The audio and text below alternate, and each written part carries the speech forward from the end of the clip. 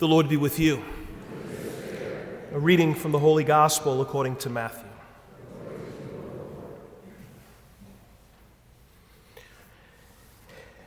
Jesus told them the following parable.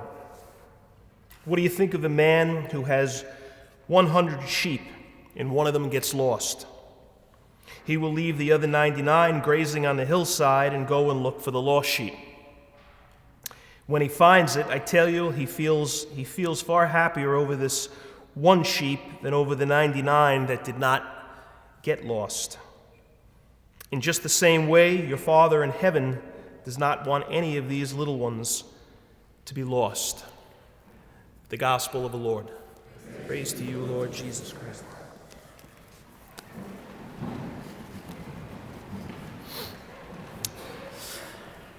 Well, good evening, everybody. It's great to be here tonight on this kind of blustery, chilly night. Thanks for coming out, so many of you. My name is Father Brian Barr. I'm pastor down at St. Mary of the Isle in Long Beach and Miraculous Meadow Parish in Point Lookout. But it's great to be here tonight. There's this video that I remember seeing. A friend of mine sent it to me, I guess about 10 or 12 years ago, like a YouTube video. And it's kind of amazing. It's about 8 minutes long, and it's this group of people in South Africa at this park in South Africa, and they're on safari. And it's kind of an amateur video. It's not really a very professional thing, but it's pretty wild what you ultimately end up seeing over this 8 minutes. These people who are on safari looking to see wildlife really see a lot of wildlife in this 8 minutes. They come upon, they're sitting in this truck, and then you can see through the camera, or what they're looking at is this herd of buffalo that are off on one side. And they're kind of grazing by this little lake of sorts. And then if you go, the camera then kind of goes over to the right, and you see this small group of lions. And I don't know, I was never very big into like the wildlife programs particularly. I always kind of found them a little boring. I used to always be thinking, like, is the volume working on this? Like, you'd hear nothing. You'd hear, like, there'd be no nothing. You just kind of watch elephants or whatever it was they were filming. So when he sent me this, I was like, I didn't even really feel like watching it, but I did. 80 million people have viewed this on YouTube. What happens is these buffalo are kind of just, like I said, they're grazing and doing their own thing, and these lions are off not too far away. The buffalo don't see the lions, but the lions see the buffalo. And it's amazing to watch because the camera goes to the lions, and you can see they're getting ready. They were just sitting, kind of hanging out in this high grass, and now they stand up. And they get into this, you can just tell by the way they position themselves, they're getting ready to attack. And these poor buffalo are clueless. They just don't see them. Anyway, they charge, and again, they're kind of like the people, you can hear the people filming this, they're like, oh, this is unbelievable. Like first they saw the buffalo, and now they see the lion, and now the lions are attacking. And anyway, when they pounce on them, the buffalo all disperse. They get away, all but one. There's this one little baby buffalo that just wasn't quick enough to get away. And these lions, it starts to run and it falls into that lake. And a couple of lions go into the lake after it. It's kind of painful to almost watch because you're thinking, oh man, this poor thing is dead. And it's pulling to stay to stay in the water away from the lions. And the lions are dragging it out. And they're starting to pull it out, and they're pulling it. It's now on land, just about on land, and all of a sudden, out of the lake comes a crocodile out of nowhere, and the people are like, "There's a croc!" So the crocodile grabs onto this buffalo on one side, and these lions are on the other side. This poor thing is like tug of war, this little baby. Well, eventually that goes on for a little bit, and then the croc gives up. And then they pull this baby onto the land, and now they're standing around it like this is going to be their lunch. You can just tell. And then the camera moves, and it goes off in the distance, and you can see the buffalo. This huge herd, the herd that had split seconds before. And you can see they're sort of like gathering, and they're getting into this almost kind of like position. You can tell, kind of like the lions before, like they're going to attack. And they do, and they surprise the lions. And the lions take off. And this little baby is sort of laying there on the ground, and he's just thinking, oh man, it's too late. Like between the crocodile and the bunch of the lions, like there's just no way. And it's amazing that eventually they're standing around it, and then it gets up. And it's all kind of wobbly, and then just sort of walks off. And it survives. Anyway, it's a nice ending to the story. I didn't think any way that was going to happen. But I was kind of intrigued by what happened with these buffalo. They ran, presumably or absolutely, they realized one of their own was not with them, was in danger. And they regrouped somehow. Something happened among these buffalo. They had some kind of a buffalo meeting. I don't know how they communicated this. I don't know, but instinctively it was like this isn't we can't stand for this. Sort of like they ran, they abandoned, and then they returned.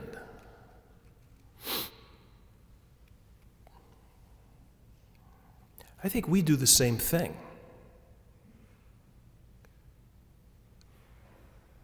We run. We get scared. We get spooked. We forget who we are. We deny sometimes who we are because of fear. Well, that's what's, isn't that sin?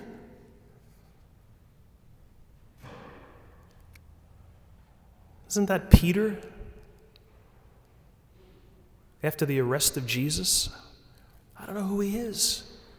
You got me mixed up with somebody else. I'm not with him. I don't know him. He denied who he was. He ran. He was like the buffalo.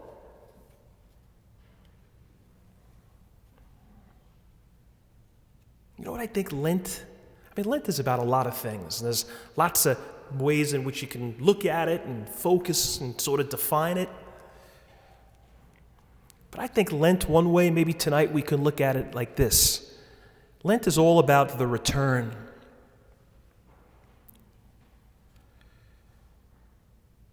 It's about us coming back. It's about us realizing that we forgot who we were. Fear led us to denial or betrayal. But then we regrouped. And we said, wait a minute, that's not me. That's not who we are. I've become in some respects somebody I'm not so proud of. I've compromised things that maybe in another time I wouldn't have even dreamed of compromising. But because we live in such a compromised culture, I've sort of become part of it. I don't like standing alone. I don't appreciate the feeling of being seen as different. So I just kind of run with the rest of the herd. I guess that's part of Lent too, like acknowledging that, we run. But the more important part of these 6 weeks is But we got to return. We've got to return. I used to be a chaplain years ago, 20 years ago, out at St. Anthony's High School. I was there for 6 years. At the end of the 90s into the turn of the century. It sounds funny to say that, but 2001, 2002, 3. And I remember being there one particular year. It was a long, tough year. It was the spring semester into the fall semester of 01. 9/11 happened. 5 kids lost their parents. 5 students lost parents that day. And we also had 2 student deaths in the course of that 9 or 10 months. And they were both suicides. So it was a very tough time. It was a very sort of unsettled time for these kids, for all of us. I got this letter, I guess 2 years later, from a graduate. He was there then. In fact, he was a classmate of one of the students who committed suicide. He was a teammate of his. He was now a sophomore in college, and another classmate, now in college, committed suicide. So 3 kids from this high school class took their lives. 2 of them during high school, 1 of them in college. Anyway, he wrote me this letter. Listen to this. Dear Father Brian, I graduated from St. Anthony's 2 years ago, and I recently saw you at Ryan's funeral. This was the college kid who committed suicide. I wanted to go over and say hello after the Mass, but honestly, I was way too upset. Ryan and I were good friends during high school, and we stayed in touch since graduating, going on to different colleges. I'm at a loss as to how this could have happened. The last few weeks have been a total blur. Everyone I know is confused and depressed. I know it's a cliche, but my hope is that time will heal the pain that so many of us are feeling right now. I've been thinking a lot about St. Anthony's since I found out about Ryan's death. The night he died, I started getting calls from classmates, and I remember wanting so much to be back at St. Anthony's. My friends here at school were great and supportive, but there was only so much that they could say or do. I remember desperately wanting to get to a church and just be around people of faith. That was a given at St. Anthony's, and I've never missed it as much as that night, as the night of Ryan's death. I'll always remember the Mass at school the day after Matt died. That was one of the kids. And then the Mass the morning after September 11th. Kids were out the door. They were sitting on the floor because there was no room in the auditorium. That was the place to be. There was nowhere else to go in those horrible moments. Just being around people of faith was enormously comforting. There's no chapel here on campus, and to be honest with you, I haven't made the effort to find out where Mass is offered since getting here. I'm not proud of that, and it took Ryan's death to remind me of what I got away from and what I was missing.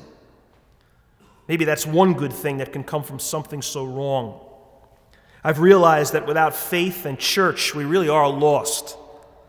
My friends at school, most of whom aren't very faithful, had little to say that night. Their presence was appreciated, but not being able to find hope and meaning in faith really made me feel lost. I'm grateful for what St. Anthony's gave me, and I guess that's really why I'm writing you this letter. I just wanted to say thanks to you and all the people who helped guide my heart during my high school years. I don't think you'll even remember me from back then. I was quiet and more of a follower. But maybe it's better that way. Maybe you can see this note as a thank you from more than just one graduate, because I know I'm not the only one who's been feeling this way recently. So thanks for keeping us safe and pointing us in the right direction during those important years. He didn't even sign it. Man, I was thinking man, he's the buffalo who runs. Go away to school, go to some campus, and forget who you are.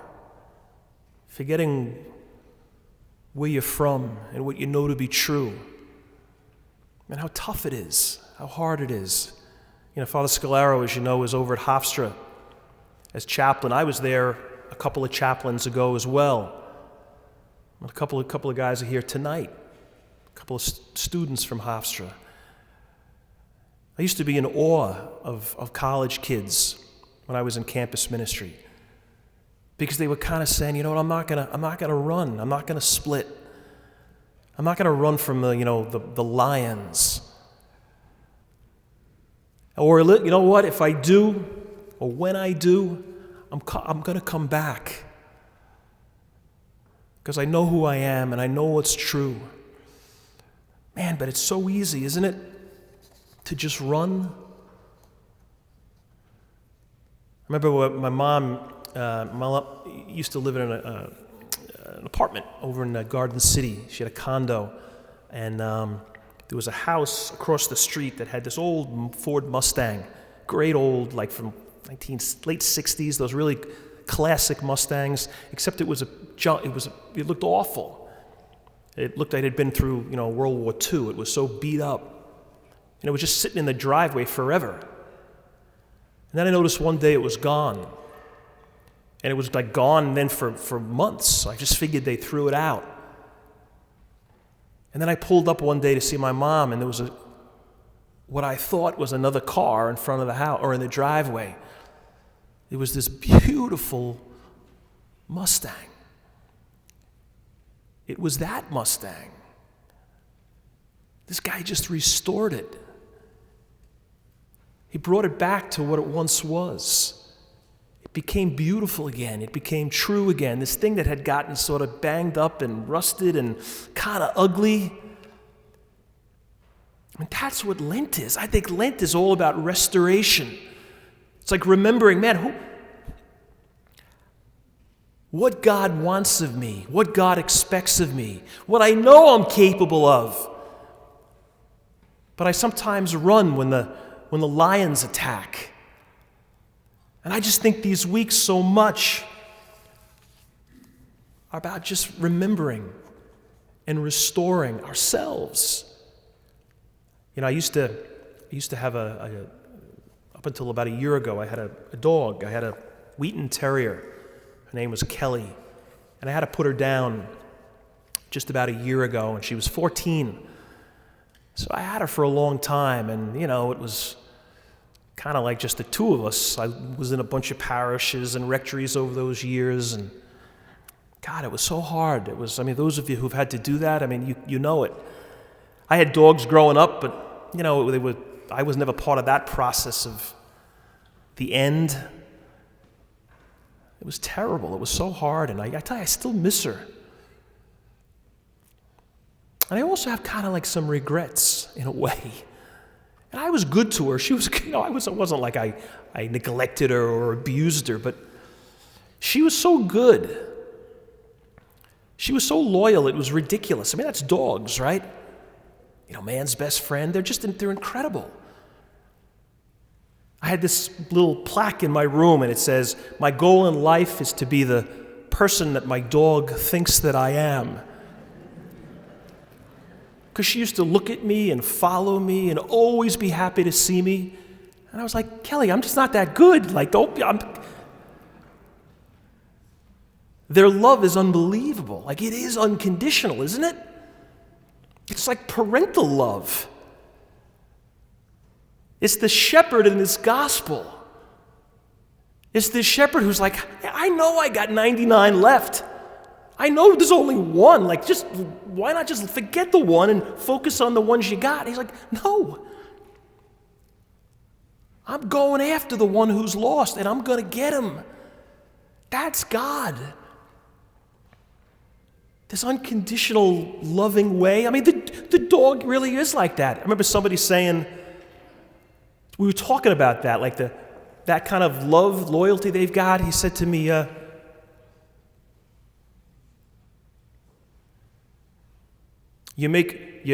guy, by mistake, he locks his wife and he locks his dog in the trunk of the car. By mistake. And he drives around for an hour, not knowing it. And he gets out of the car, he opens the trunk. Who's going to be happy to see you?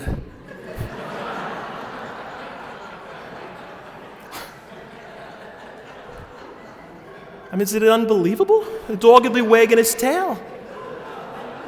She'd be wagging a tire iron. The dog is wagging its tail. I mean, there's God.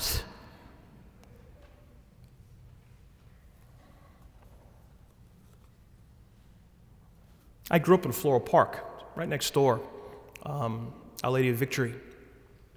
And my senior year in high school, or the summer between my senior year and college, freshman year, I got a job at, Averill Park? It's kind of like just south of here. Well, I don't even know if it's Floral Park or Franklin Square, but it's kind of on the border. There's a Averill Park, and they got a pool there. Sort of a little, I think, Nassau County park. You'd have to be looking for it to find it. But this one summer I worked there, and I was like I worked in the maintenance department. I wasn't a lifeguard or anything. And, we used to just take the garbage out every couple of times a day and, usual kind of custodial stuff. But when it was the weather was lousy, well, nobody was at the pool, so they would have to find other work for us to do. And there was this room that was filled with these chairs, lounge chairs, pool chairs.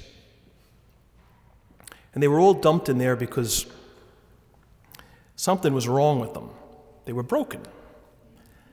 And the supervisor, the guy who was full-time there, he would take like a Sharpie, and he'd put an X on it. He put an X on, there was two categories of chairs. Ones that were just beyond repair, they would get 2 X's. But ones that could be fixed, they were broken but could be fixed, they got 1 X. So our job was to find the ones that, two things. One, the ones that were beyond repair, we'd bring them out and toss them in the dumpster. But the real work was to fix the broken ones. They were broken but fixable. So are we. I was thinking about that yesterday, like the gazillion people who showed up to receive ashes. And I was thinking like that Sharpie, that X, might take an X and kind of turn it a little bit. It's kind of like a cross. And you know what I think those ashes yesterday really do mean? They mean that we're broken. But we can be fixed. I think people they think the ashes are like a blessing almost. I mean, they're blessed, but it's not like,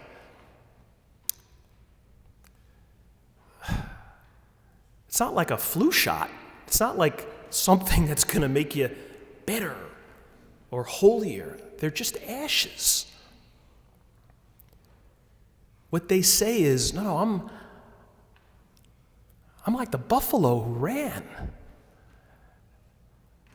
I've forgotten who I am. I'm not quite the person I used to be.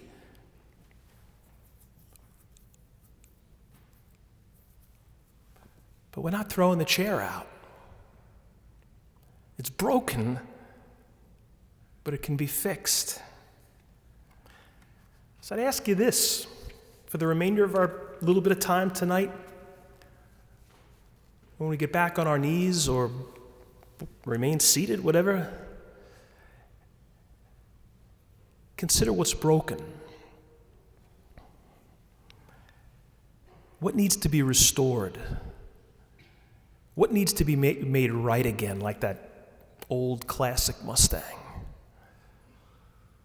What part of me has kind of become rusty and not attractive?